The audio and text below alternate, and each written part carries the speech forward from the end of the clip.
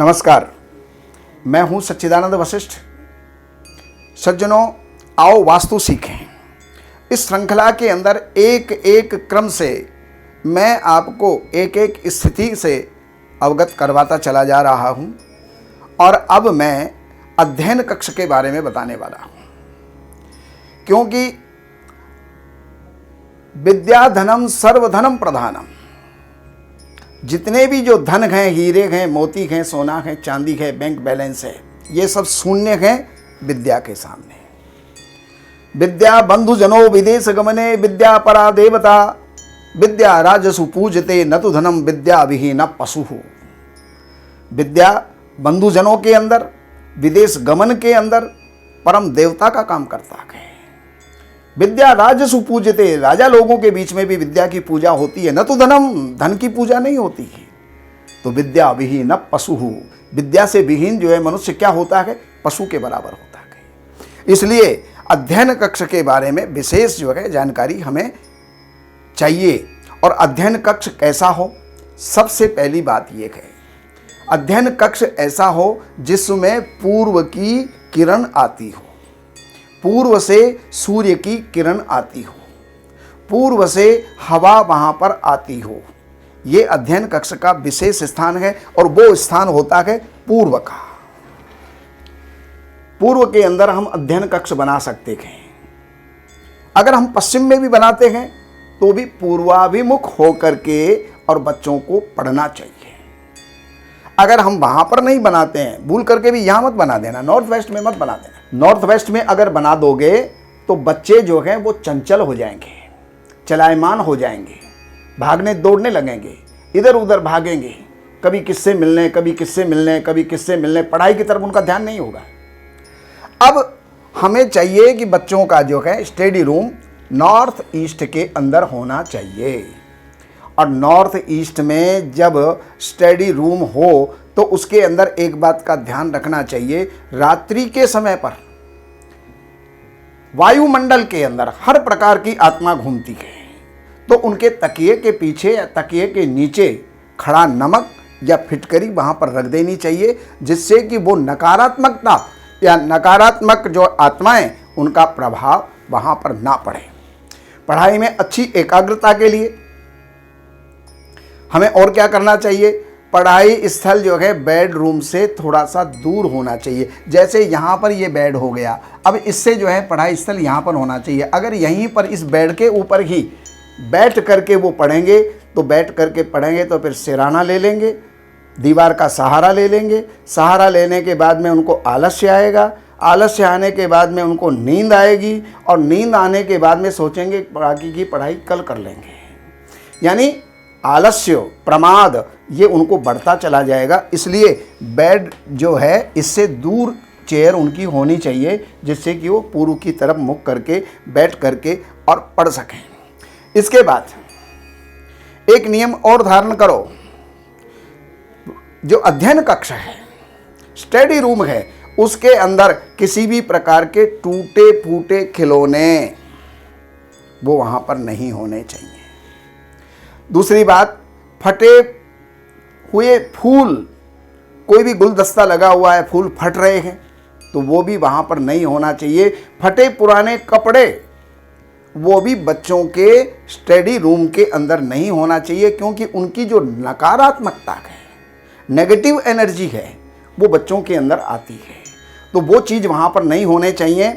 और वास्तुशास्त्र के अंदर शयन जब वो करें तो उसके अंदर जो है द्विस्तरीय बेडरूम की सहमति जो है वहाँ पर नहीं होती। यानी दो बेड वाला, दो गद्दे वाला बेड वहाँ पर नहीं होना चाहिए। बच्चा है, एक बच्चा है तो एक ही बेड रखिए।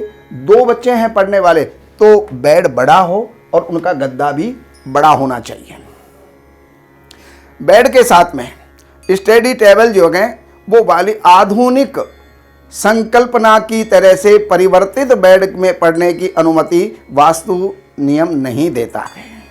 और अध्ययन कक्ष के अंदर एक चीज़ और हो कि पूर्व के अंदर या उत्तर की तरफ उनका जो है मुख होना चाहिए। कमरे के दक्षिण पश्चिम के अंदर जो है कोई ना कोई रोशनदान या खिड़की जो है वो ना हो। पूर्व और उत्तर के अंदर रोशनदान और खिड़कियां होनी चाहिए। अब इसके साथ साथ अगर उनकी जो स्टेशनरी है, किताबें हैं, उनकी जो अलमारी है वो पश्चिम में या दक्षिण के अंदर जो है आप लगा सकते हैं।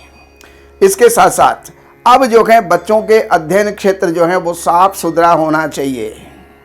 ये नहीं है सारे घर के अंदर तो पोछा लगवा दिया, झाड़ू लगवा दिया और बच्चों के कमरे में बाद में करवा देंगे, यहाँ पर कौन आकर के देख रहा है, ऐसा नहीं। वहाँ पर सबसे पहले सफाई कीजिएगा। जितना साफ होगा, जितना सुंदर होगा, जितना सुसज्जित होगा, उतना ही बच्चों का दिमाग पढ़ाई के अंदर अच्छा काम करेगा। स्टडी टेबल का आकार वो भी अंडाकार नहीं होना चाहिए, वृत्ताकार गोल नहीं होना चाहिए। का पढ़ना ही तो है। अंडाकार होने से या वृत्ताकार होने से क्या होगा? बच्चों का तो दिमाग है, दिमाग से पढ़ेंगे, कोई उस चीज़ से थोड़ी पढ़ेंगे, लेकिन उनकी भी नकारात्मकता उनके अंदर आएगी। तो वहाँ पर या तो वर्गाकार टेबल हो या आयताकार टेबल हो। और अध्ययन कक्ष के अंदर कोई ना कोई देवी देवता जो कि बुद्धि के प्रणेता हैं, बुद्धि को बढ़ाने वाले हैं, विवेक को देने वाले हैं, माँ सरस्वती और गणेश जी की प्रतिमा जो है उनके सामने होनी चाहिए। या फिर महापुरुषों की प्रतिमाएं, महापुरुषों की तस्वीर, जैसे कि स्वामी विवेकानंद, रविंद्रनाथ टैगोर आदि की जो है तस्वीरें उनके सामने होनी चाहिए। या फिर महात्मा बुद्ध, इस प्रकार की तस्वीरें। वहाँ पर किसी भी प्रकार के हथियार नहीं होने चाहिए, हथियारों वाली तस्वीर नहीं होनी चाहिए, लड़ाई झगड़े वाली तस्वीर नहीं होनी चाहिए, किसी प्रकार कोई शिकार करते हुए पशुओं की तस्वीरें भी वहाँ पर नहीं होनी चाहिए। और कमरे के पूर्व तरफ की खिड़की जो है बड़ी हो और पश्चिम की तरफ की जो खिड़की है वो छोटी होनी चाहिए। इस प्रकार अगर वहाँ पर रहा तो बच्चे की पढ़ाई में चार चांद लग जाएंगे। वो मेधावी होगा, बुद्धिमान होगा, विवेकी होगा और वो आगे से आगे बढ़ने वाला होगा। पढ़ाई के अंदर उसका मन लगेगा और वो अंतिम लक्ष्य तक वो पहुंच सकता है। तो आज मैं अध्ययन कक्ष के लिए इतना ही कहूँगा। बाकी और कोई जानकारी आपको चाहिए तो इन नंबरों के ऊपर आप संपर्क करके अपने घर का नक्शा आप भेज करके जानकारी आप ले सकते हैं। आप कोई साइट विजिट अगर आप करवाना चाहते हैं तो वो भी आप संपर्क करके अपॉइंटमेंट ले करके वो भी जो है समय आप फिक्स करके और अपने घर पर, कोठी में, फैक्ट्री में, जहाँ भी आपका जो है व्यावसायिक या रिहायशी जो है क्षेत्र है वहाँ पर आप बुला सकते हैं, उसको दिखा सकते हैं, उसके अंदर वास्तु शोधन आप करवा सकते हैं। नमस्कार। इन सब जानकारियों के लिए हमने लिखी हैं ये 3 पुस्तक। एक पुस्तक है वास्तु के नियम और दूसरे नंबर की पुस्तक है जिसका नाम ही देख करके और व्यक्ति प्रभावित हुए बिना नहीं रह सकता, धन बरसे आपके द्वार शास्त्रों के अनुसार। इस पुस्तक के अंदर प्रैक्टिकल और सारी जानकारियां, नियम और उसके साथ साथ बहुत से पौराणिक और शास्त्रीय और वेद के उपाय भी इसके अंदर दिए हुए हैं। ये 2 नंबर की पुस्तक। और तीसरे नंबर की पुस्तक है जितने भी वास्तु दोष होते हैं उन सारे वास्तु दोषों का निराकरण, रेमेडी, उपचार, उनके जो भी उपाय हो सकते हैं वो सब इन 3 पुस्तकों में हैं। तो इन नंबरों के ऊपर आप संपर्क करके और इन पुस्तकों को मंगाइए और लाभ उठाइए। हमारे यहाँ वैदिक ब्राह्मणों के द्वारा सभी प्रकार के पूजा पाठ, कर्मकांड, संगीत में विवाह, गृह क्लेश, काल सर्प दोष, व्यापार में रुकावट व नवग्रहों की पूजा आदि कराई जाती है। हमारे संपर्क सूत्र हैं 7838 98421। देवज्ञ सच्चिदानंद वशिष्ठ जी से वास्तु, ज्योतिष, वैदिक अनुष्ठान, पूजा पाठ, महामृत्युंजय पाठ, शतचंडी पाठ, बगुलामुखी पाठ, भैरव अनुष्ठान आदि, राशि रत्न, रुद्राक्ष, कवच आदि हेतु संपर्क करें। हमारे संपर्क सूत्र हैं 7838 98421।